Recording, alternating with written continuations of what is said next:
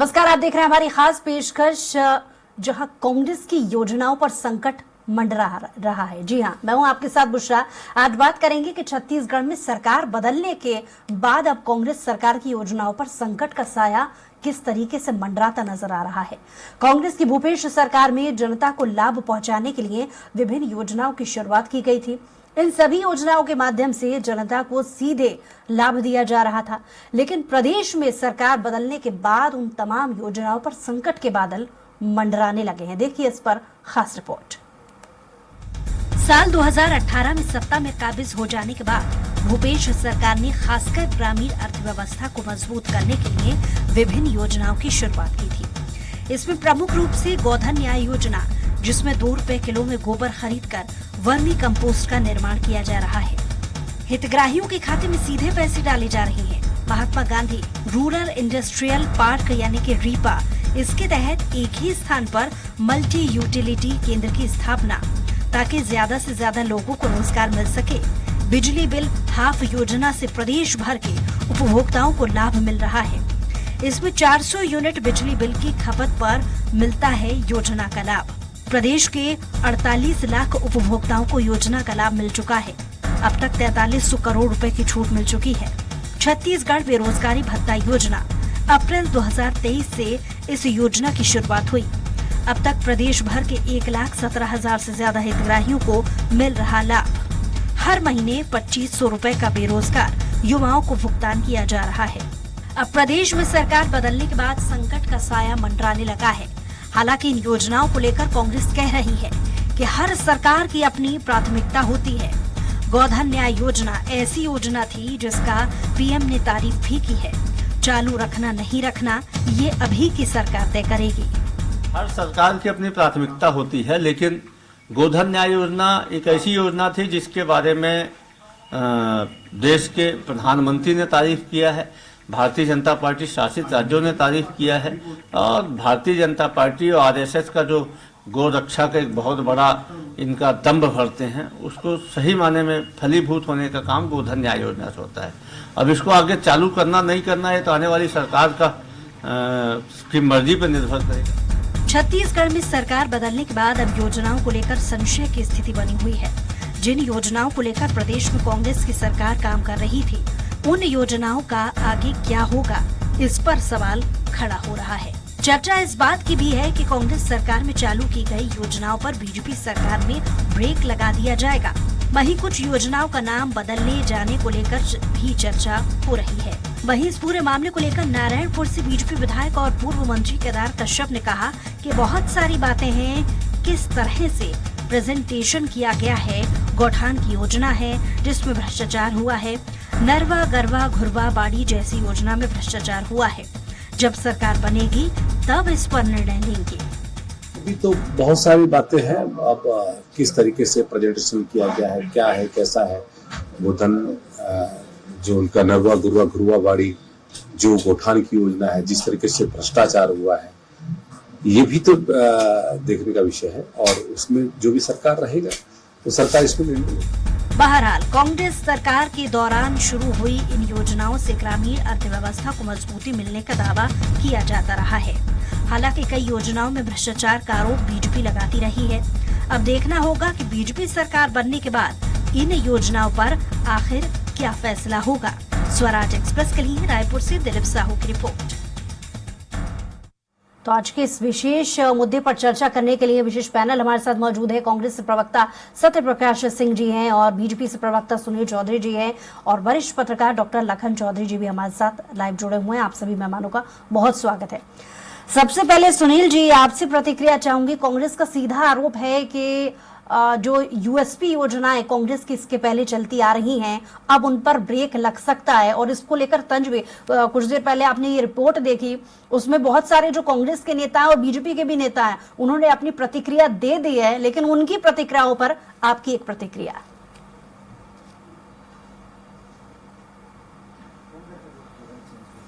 जी नमस्कार, जय जोहार, जय छत्तीसगढ़। देखिए, भारतीय जनता पार्टी को छत्तीसगढ़ की जनता ने जनादेश दिया है और ये जनादेश हमको मिला है मोदी जी की गारंटी। उसके आधार पर मिला है। हमने जो घोषणा पत्र लाया उस आधार पर हमको मिला है। तो निश्चित रूप से प्राथमिकता जो होगी वो तो ये होगी कि हमने जो अपने घोषणा पत्र में वादे किए हैं उन वादों को पूरा करना ये हमारी प्राथमिकता में होगा। अभी सरकार का गठन हुआ नहीं है और सरकार का गठन हो जाने के बाद जब हमारे मुख्यमंत्री जी आ जाएंगे, हमारा मंत्रिमंडल आ जाएगा, कैबिनेट में बैठक होगी, तो जो पुरानी योजनाएं चल रही हैं उन योजनाओं की समीक्षा जरूर होगी, क्योंकि पुरानी योजना जो है वो भ्रष्टाचार का स्मारक बन चुकी है। जितनी भी योजनाएं इनकी आती थी उसमें भ्रष्टाचार कैसे किया जा सकता है वो उस आधार पर ये काम होता रहा है। लेकिन फिर भी जनहित के आधार पर यदि कोई जनता से जुड़ा मामला है तो निश्चित रूप से भारतीय जनता पार्टी की सरकार सहृदयता दिखाते हुए उसका परीक्षण कराएगी। उसमें किसी प्रकार का भ्रष्टाचार हुआ होगा तो उसमें काम करेंगे हम और उसके खिलाफ कार्रवाई करेंगे।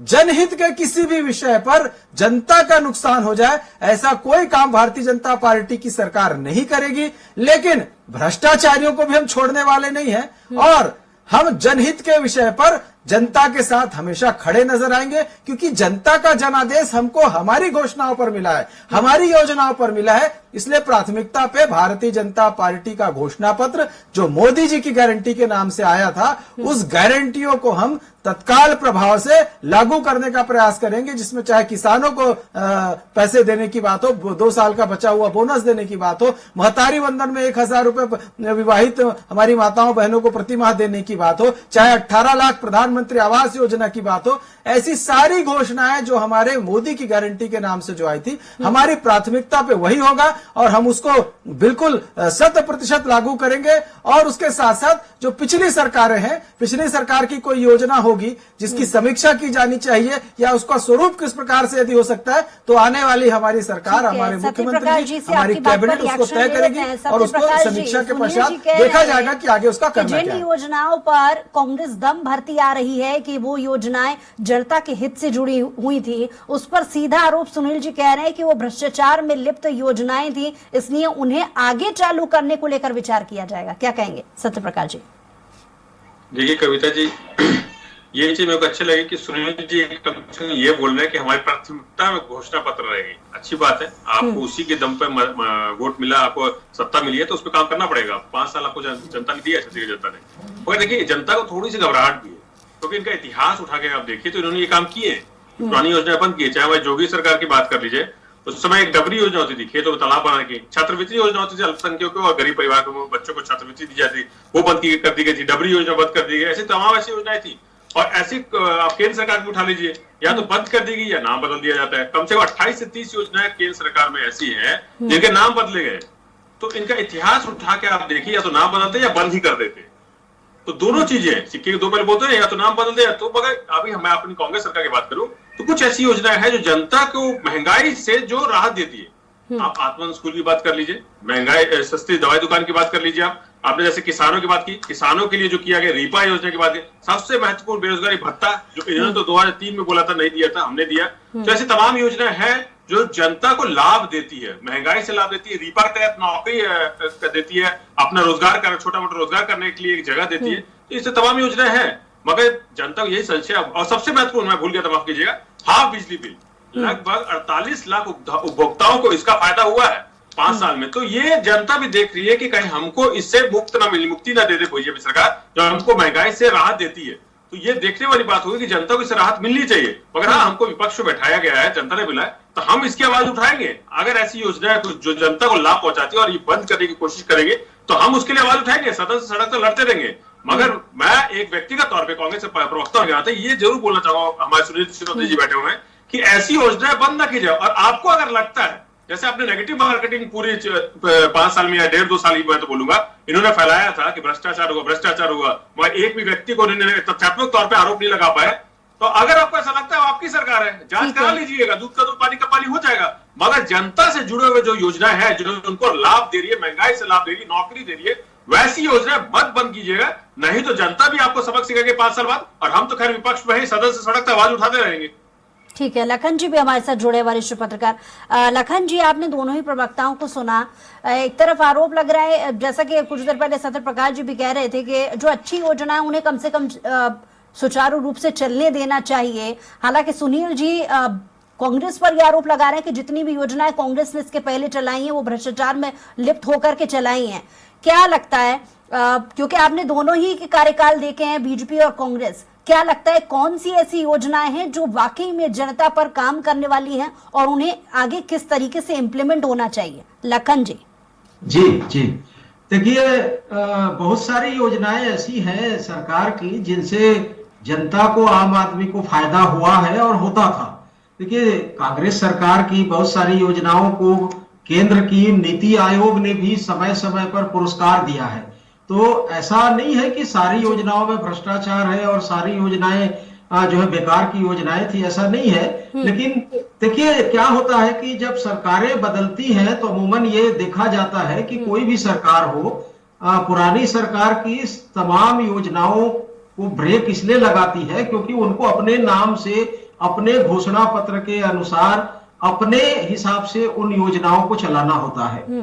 तो बहुत सारी योजनाएं, जैसे बिजली बिल हाफ योजना है, ये भाजपा भी चाहेगी कि बिजली बिल हाफ योजना का लाभ जो है शहरी जनताओं को, ग्रामीण जनताओं को मिले, लेकिन देखिए उसके स्वरूप में कुछ परिवर्तन कर देंगे और वो अपने हिसाब से उसको लागू करेंगे। जैसे धनवंतरी जेनरिक जो दवाइयों की योजना है, उसको उस प्रधानमंत्री की अपनी अलग केंद्र सरकार की तरफ से जेनरिक दवाइयों की योजना चलती है ऑलरेडी।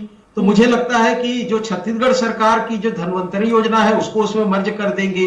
नरवा, गौरवा, घुरवा बारी जो योजना थी उसका भाजपा शुरू से विरोध करती रही है। गोबर खरीदी, गोठान, इन योजनाओं का भाजपा ने खुले आम जो है विरोध किया है और इसमें भारी भ्रष्टाचार के आरोप भी लगाए थे। तो मुझे लगता है कि इन योजनाओं को बंद कर दिया जाएगा।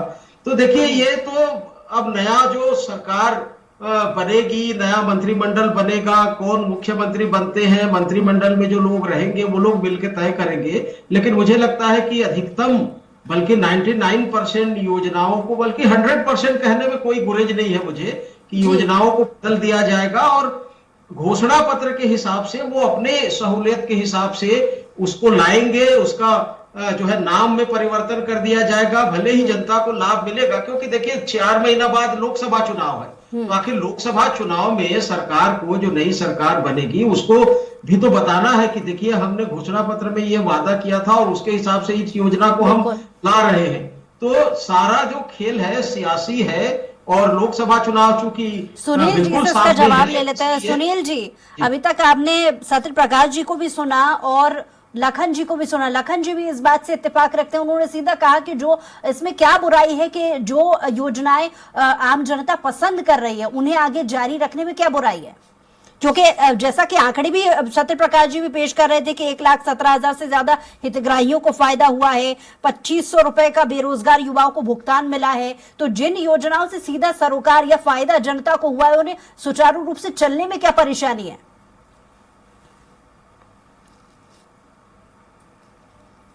देखिए परेशानी नहीं, मैंने तो पहले ही कहा कि हम योजनाओं की समीक्षा करेंगे।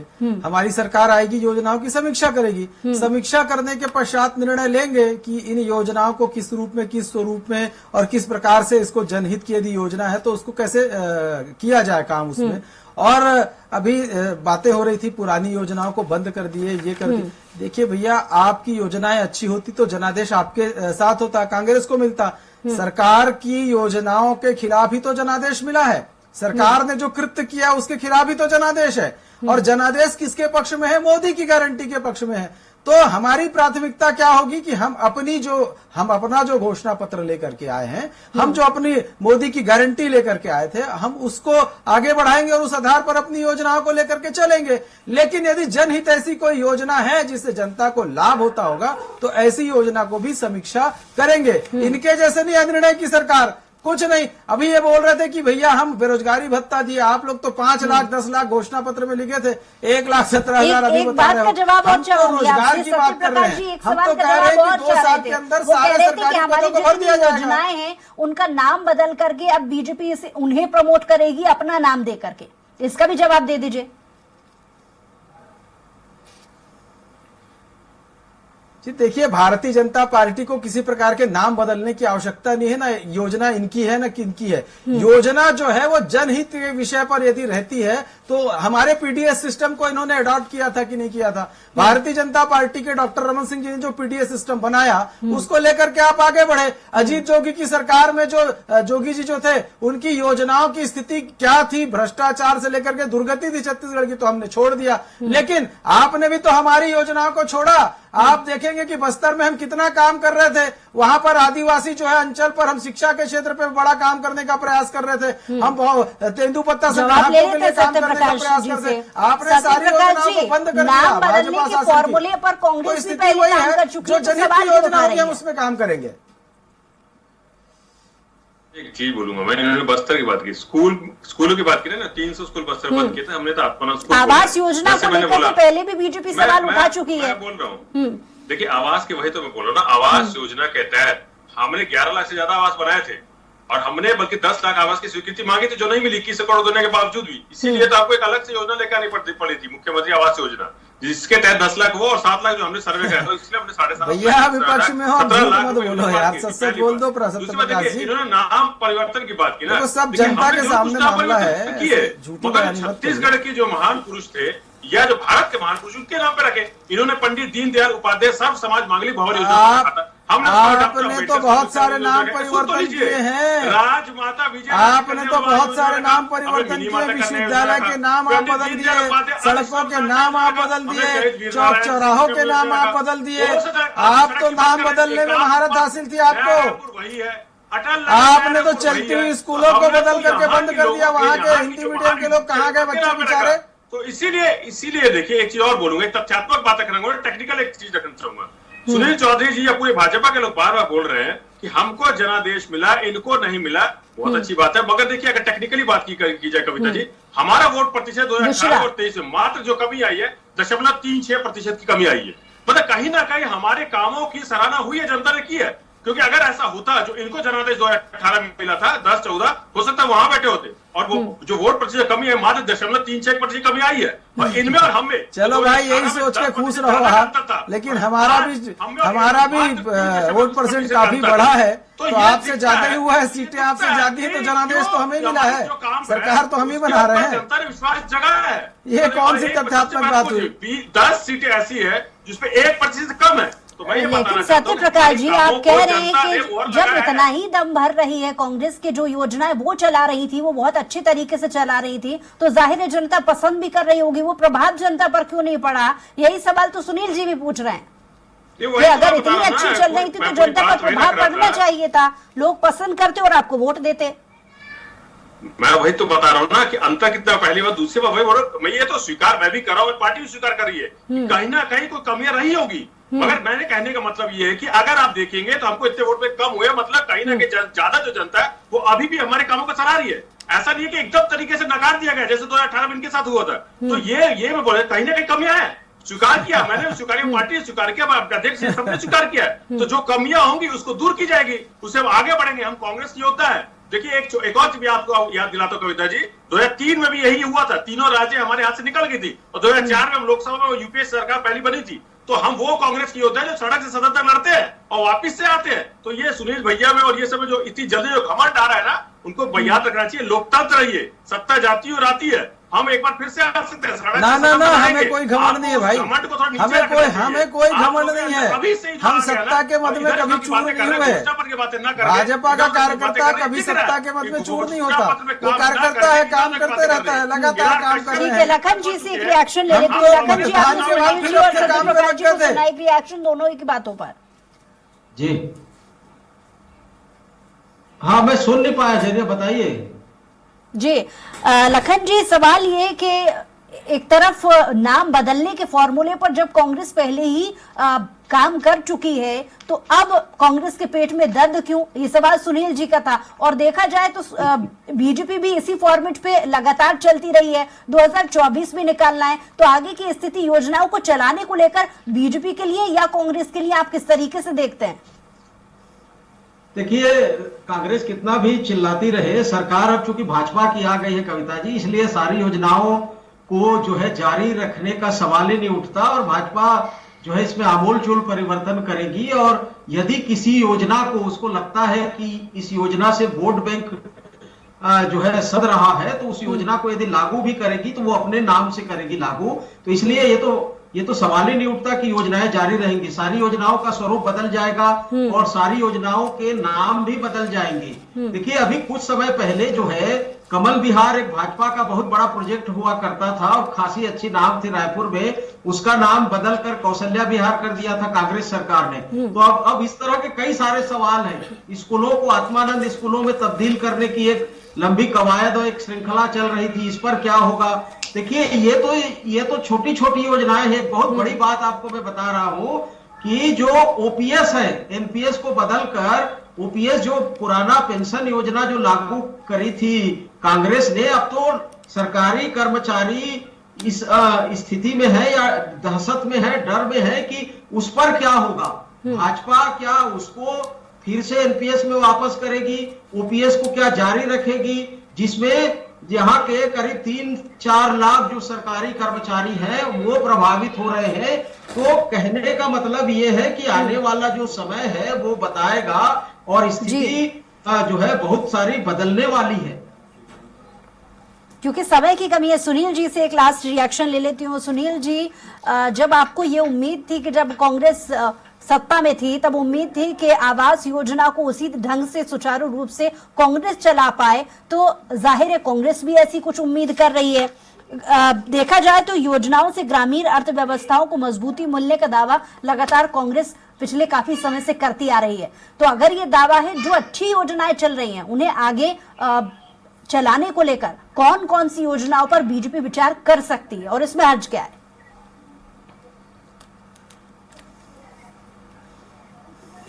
जी देखिए, इस विषय पर तो हमारे सम्माननीय मुख्यमंत्री जी और जब सरकार आएगी तभी बातें स्पष्ट हो पाएंगी।